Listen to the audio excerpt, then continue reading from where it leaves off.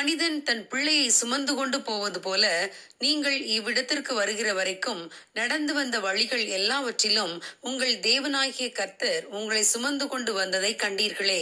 உபாகமம் 1:31 ஹோலி ஸ்வெட் என்ற புத்தகத்தை எழுதிய ஆசிரியர் டிம் ஹான்செல் ஒருமுறை தன்னுடைய மகன் சாக்குடன் ஊருக்கு வெளியே சென்றிருந்தார். அந்த பகுதியில் இருந்த சிறிய மலையில் இருவரும் ஏறினார்கள். சற்று நேரத்தில் அவரை விட உயரமான ஒரு இடத்திற்கு அவருடைய மகன் ஓடி போய்விட்டான். திடீரென, அப்பா, நான் கீழே குதிக்கப் போகிறேன், என்னை பிடித்துக் கொள்ளுங்கள் என்று ஒரு சத்தம் கேட்டது.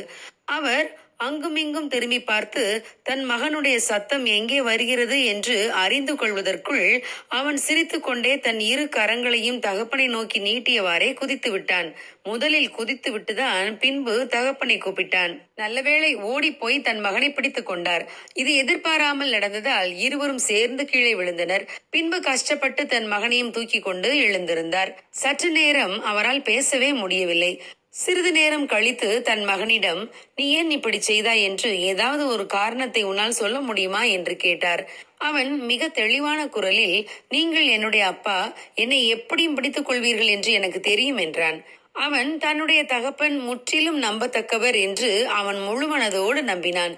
ஆம் பிரியமானவர்களே, இதை போலத்தான் நம்முடைய பரலோக தேவனும். நாம் அவரை முழுவதும் நம்பலாம்.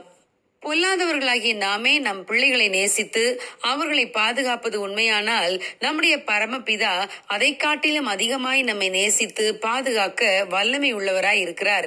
தேவன் நமக்கு அப்பா, பிதாவே என்று கூப்பிடத்தக்க புத்திர சுவிகாரத்தின் ஆவியை தந்திருக்கிறார். ஆகவே நம்முடைய சொந்த தகப்பனாகிய தேவனிடம் உரிமையோடு வருவோம். அவர் ஒரு தகப்பன் தன் பிள்ளையை தோளில் தூக்கி சுமப்பது போல நம்மை சுமந்து கொள்வார்.